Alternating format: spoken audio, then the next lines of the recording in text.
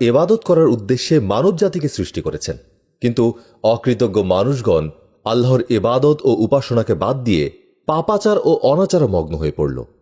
একসময় দুনিয়ায় হানাহানি, মারামারি, হত্যা, লুণ্ঠন আরও অনেক অপকর্ম বেছে নিয়ে মানুষ তার নিজের স্বভাব ভুলে গিয়ে পশুর স্বভাব অবলম্বন করল। মানুষে ও পশুতে তখন আর কোনো পার্থক্য থাকল না। তৎকালীন আরব দেশে এই পাপগুলো সবচেয়ে বেশি প্রসার লাভ করল।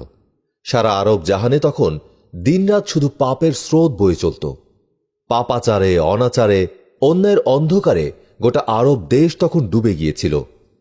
ইতিহাসে আরবের এই যুগটিকে অন্ধকার যুগ বা আইয়ামে জাহিলিয়াতের যুগ বলা হয়ে থাকে।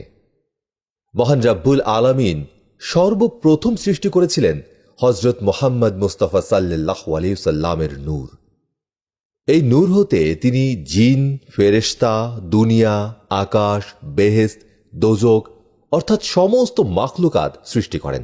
আল্লাহ তাআলা হযরত আদম আলাইহিস সালামকে সৃষ্টি করে তাঁর কপালে হযরত মুহাম্মদ সাল্লাল্লাহু আলাইহি ওয়াসাল্লামের নূর স্থাপন করেছেন। অতঃপর আদম আলাইহিস সালাম হতে হযরত শীশ আলাইহিস সালাম, হযরত ইদ্রিস আলাইহিস সালাম, হযরত নূহ আলাইহিস সালাম এরূপে ক্রমশ একের পর এক করে হযরত ইব্রাহিম আলাইহিস সালামের নিকট এল। তারপর ইব্রাহিম আলাইহিস সালাম হতে তার পুত্র হযরত ইসমাইল আলাইহিস সালাম এবং হযরত ইসমাইল আলাইহিস সালাম হতে বংশানুক্রমে ক্রমশ আব্দুল মান্নাফ হতে হাশিমের নিকট এল। হাশিমের পুত্র আব্দুল মুত্তালিব, আব্দুল মুত্তালিবের পুত্র আব্দুল্লাহ। পর্যায়ক্রমে এই আব্দুল্লাহর নিকট এই নূর এল। এই আব্দুল্লাহর ঔরসেই বিশ্বনবী হযরত মুহাম্মদ মুস্তাফা সাল্লাল্লাহু আলাইহি ওয়াসাল্লাম জন্মগ্রহণ করেন। মহানবী হযরত মুহাম্মদ সাল্লাল্লাহু আলাইহি ওয়াসাল্লাম ছিলেন হযরত ইসমাইল আলাইহিস সালামের বংশধর। তার বংশধরদের ভেতর কোরাইশ নামে একজন লোক ছিলেন। তার নাম অনুসারে তার বংশধর হতেই কোরাইশ বংশের উৎপত্তি। মক্কার কোরাইশ বংশীয় গোত্রের মধ্যে বনি হাশিম গোত্রই ছিল তৎকালে শিক্ষা দীক্ষায়, ধন দৌলতে ও মান সম্মানে সর্বশ্রেষ্ঠ। হাশিমের মৃত্যুর পর আব্দুল মুত্তালিবই ছিলেন কুরাইশদের মধ্যে সর্বশ্রেষ্ঠ ব্যক্তি। তিনি জীবনে বহু জনহিতকর কাজ করেছেন। তার মধ্যে সর্বাপেক্ষা উল্লেখযোগ্য কাজ ছিল জমজম কূপের আবিষ্কার এবং পবিত্র কাবা গৃহের সংস্কার। আব্দুল মুত্তালিবের সর্বমোট 10 জন পুত্র ছিল। তার মধ্যে 5 জন ছিলেন বিশেষ প্রসিদ্ধ, যেমন আব্দুল্লাহ, আবু তালিব, হামজা, আব্বাস ও আবু জেহেল। আব্দুল মুত্তালিবের পুত্রদের ভেতর আব্দুল্লাহ ছিলেন সর্বগুণে গুণান্বিত। তিনি বিয়ে করেছিলেন কোরাইশ বংশেরই অন্য একজন দলপতি ওয়াহাব লুহুরির কন্যা বিবি আমিনাকে। বিবি আমিনাই ছিলেন আব্দুল্লাহর স্ত্রী এবং বিশ্বনবী হযরত মুহাম্মদ সাল্লাল্লাহু আলাইহি ওয়াসাল্লামের মা। অতএব পিতামাতা উভয় দিক দিয়েই মহানবী হযরত মুহাম্মদ সাল্লাল্লাহু আলাইহি ওয়াসাল্লাম ছিলেন সম্মানিত, সম্ভ্রান্ত কুরাইশ বংশীয়। বিবাহের সময় আব্দুল্লাহর বয়স ছিল মাত্র 24 বছর। বিবাহের কয়েক মাস পরই আব্দুল মুত্তালিব পুত্র আব্দুল্লাহকে একদল বণিকের সাথে ব্যবসায়ের উদ্দেশ্যে সিরিয়ায় পাঠালেন। তখন তার স্ত্রী বিবি আমিনা 6 মাসের গর্ভবতী ছিলেন। পয়গম্বরের পিতা হওয়া মহা সৌভাগ্যের কথা, কিন্তু পুত্রের মুখ দেখার সৌভাগ্য তার হল না। সিরিয়াতে বাণিজ্য করতে গিয়ে ফিরে আসার সময় পথে তিনি অসুস্থ অবস্থায় মদিনায় একজন আত্মীয়র বাড়িতে আশ্রয় গ্রহণ করেন এবং সেখানেই তিনি পরলোক গমন করেন। স্বামীর অকাল মৃত্যুতে বিবি আমিনা এবং পুত্রের মৃত্যুতে পিতা আব্দুল মুত্তালিবের হৃদয় একেবারে ভেঙে গেল। তারা অত্যন্ত শোকার্ত হয়ে পড়লেন। মহানবী হযরত মুহাম্মদ সাল্লাল্লাহু আলাইহি ওয়াসাল্লাম জগতে আবির্ভাবের পূর্বে বহু শুভ লক্ষণসমূহ প্রকাশ পেয়েছিল। একদিন তার মা বিবি আমিনা স্বপ্নে দেখেন যে তার গর্ভের সন্তান মানব জাতির সর্দার হবেন। আরেকদিন তিনি জাগ্রত অবস্থায় দেখতে পেলেন তার গৃহ হতে একটি উজ্জ্বল আলোর শিখা নির্গত হয়ে দূর দূরান্ত পর্যন্ত আলোকিত করে ফেলল, যার ফলে বসরা, সিরিয়া, শাম প্রভৃতি দূরবর্তী দেশসমূহ তার চোখের সামনে ভেসে উঠল। ক্রমে তার গর্ভের সময় পূর্ণ হয়ে এলো। এই সময় এক রাতে তিনি স্বপ্নে দেখেন বেহেশতের এক ফেরেশতা, যার রূপে ঘর আলো হয়ে গেল। ফেরেশতা বললেন, বিবি আমিনা, আপনার মতো ভাগ্যবতী নারী দুনিয়ায় আর কেউ নেই। আল্লাহর রাসূল আপনার উদর থেকে জন্মগ্রহণ করছেন। আপনি তার নাম রাখবেন আহমদ। 12ই রবিউল আউয়াল সোমবার রাতে যখন বিবি আমিনার প্রসব ব্যথা শুরু হল, তখন সে ঘরে কেউ ছিল না। হঠাৎ কোথা থেকে 4 জন অপূর্ব সুন্দরী রমণী তার কাছে এসে দাঁড়ালেন। তাদের রূপের আলোয় চারদিক উজ্জ্বল হয়ে উঠল, আর খুশবুতে ঘর ভরে গেল। তাদের দেখে বিবি আমিনা একটু ভয় পেলেন। তার ভয় দেখে তারা তাদের পরিচয় দিয়ে বলল, বিবি আমিনা, ভয় পাবেন না, আপনার সেবার জন্যই আমরা বেহেশত থেকে এসেছি।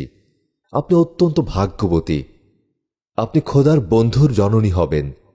জান্নাতের এই শরবত পান করুন, আপনার সকল কষ্ট দূর হয়ে যাবে। বিবি আমিনা অবাক হয়ে শরবত পান করলেন। তার শরীর জুড়িয়ে গেল, মন আনন্দে বিভোর হয়ে উঠল। কোনো ভয় চিন্তা কিছুই রইল না আর। অধিকাংশ আলিম এ ব্যাপারে একমত যে নবী করিম সাল্লাল্লাহু আলাইহি সাল্লামের শুভ জন্ম ওই বছরের রবিউল আউয়াল মাসেই হয়েছিল, যে বছর বাদশাহ আব্রাহারের হস্তি বাহিনী বাইতুল্লাহ শরীফের উপর আক্রমণ করেছিল এবং আল্লাহ তাআলা আবাবিল তথা কয়েক ঝাঁক ক্ষুদ্র পাখি কর্তৃক নিক্ষিপ্ত পাথরখণ্ডের মাধ্যমে পরাজিত করেছিলেন, যার সংক্ষিপ্ত ঘটনা পবিত্র কোরআন মজিদে বর্ণিত হয়েছে। প্রকৃতপক্ষে হস্তি বাহিনীর পরাজয়ের ঘটনাও নবী করিম সাল্লাল্লাহু আলাইহি সাল্লামের শুভ জন্মের বরকতসমূহের ভূমিকা স্বরূপ ছিল। হাজ্জাজের ভাই মোহাম্মদ বিন ইউসুফের করতলে যে গৃহটি এসেছিল, সেটি ছিল নবীজি সাল্লাল্লাহু আলাইহি সাল্লামের জন্মস্থান। কোন কোন ঐতিহাসিক একথা লিখেছেন যে হস্তি বাহিনীর ঘটনা 571 খ্রিস্টাব্দের 20 এপ্রিল সংঘটিত হয়েছিল। এ থেকে এটি প্রতীয়মান হয় যে ঈসা আলাইহিস সালামের জন্মের 571 বছর পর নবী করিম সাল্লাল্লাহু আলাইহি সাল্লামের শুভ জন্ম হয়েছিল। 570 মতান্তরে 571 ঈসাই সনের রবিউল আউয়াল মাসের 12 তারিখ সোমবার ভোরে শিশু মহানবী হযরত মুহাম্মদ সাল্লাল্লাহু আলাইহি সাল্লাম দুনিয়ায় শুভাগমন করেন। তিনি যখন মাতৃগর্ভে ছিলেন, তখনই তার পিতা আব্দুল্লাহ ইন্তেকাল করেন। তাই তিনি জন্ম ইয়াতিম রূপেই ভূমিষ্ঠ হন। বিবি আমিনা এক সোনার চাঁদ শিশু কোলে পেলেন। চাঁদে কলঙ্ক আছে, ফুলে পতঙ্গ থাকে, আয়নায় দাগ পড়ে, কিন্তু এই মহামানব শিশুর শরীরে কোনো দোষ স্পর্শ করেনি। পরিষ্কার পরিচ্ছন্ন শিশু, অপূর্ব সুন্দর দৈহিক গঠন, সকল সুন্দরের মূল যে মহান রাব্বুল আলামিন। এই শিশু যে তাঁরই বন্ধু, তার নূরের ধারাতে যে শিশুর শরীর গড়া। আল্লাহর বন্ধু, রাসূলগণের রাজা, জগতের সেরা মানুষ দুনিয়ায় এসেই মধুর সুরে বললেন, লা ইলাহা ইল্লাল্লাহু। শিশুর মুখে এই মধুর স্বর শুনে বিবি আমিনা অবাক হয়ে গেলেন। বেহেশতের সুন্দরী রমণীরা বিদায় নিয়ে চলে গেলেন, আর সেই সময় আরেকখানা সাদা মেঘ ঘরে প্রবেশ করল। সেই মেঘের মধ্য থেকে কে যেন বললেন, বিবি আমিনা, আপনার নসিব খুব ভালো, তাই এ মহামূল্যবান রত্ন লাভ করলেন। এই শিশু দুনিয়ায় শেষ এবং সর্বশ্রেষ্ঠ নবী হবেন। সাবধান, অযত্ন করবেন না, আর এর নাম রাখবেন আহমদ। কথা শেষ হওয়ার সঙ্গে সঙ্গেই মেঘ সরে গেল। বিবি আমিনা অবাক হয়ে চেয়ে রইলেন। আল্লাহর বন্ধু, সর্বশ্রেষ্ঠ পয়গম্বর মহামানব দুনিয়া এলেন। শয়তানের প্রাণ কেঁপে উঠল। শান্তির আলো চারিদিকে দেখা দিল। দুনিয়ার বুকে একটা মহা তোলপাড় আরম্ভ হল। পবিত্র কাবা গৃহের মধ্যে যত দেবদেবীর মূর্তি ছিল, সবগুলো আপনা হতেই কাঁত হয়ে পড়ল। পারস্যের অগ্নিপূজক বাদশাহ নওশেরার রাজধানীতে প্রবল